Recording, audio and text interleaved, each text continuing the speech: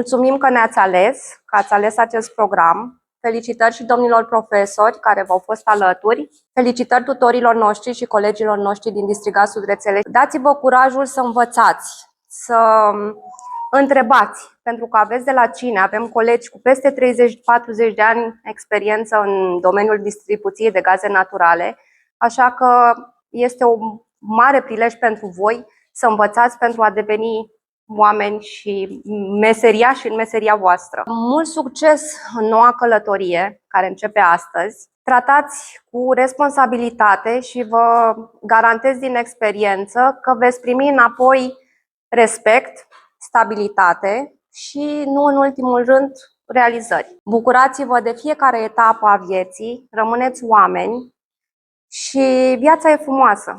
Cuceriți-o pas cu pas și nu uitați că aveți nevoie câteodată și de cheie în mână. Felicitări, copii! Dați dovadă de responsabilitate, dați dovadă de respect, respectați-vă în primul rând pe voi, prin felul în care vă comportați cu propria persoană și, de ce nu, cu ceilalți, cu colegii, cu șefii de muncă. O să lucrați cu persoane din generații diferite. Încercați să învățați cât mai mult de la fiecare dintre ei. Toată viața învățăm. Fără asta am stagna și mai mult de atât am evoluat, pentru că suntem într-o societate foarte dinamică.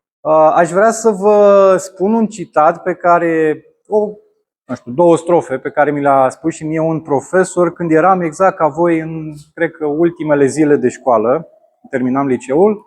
Citatul era ceva de genul: fii brad pe vârfuri, fii semeț, fii val năvalnic ce doboară stânci, fii soare peste munți și văi adânci, dar mai presus de toate fii om. Asta vă doresc și eu, să fiți oameni și să vă bucurați de ce vă așteaptă în continuare.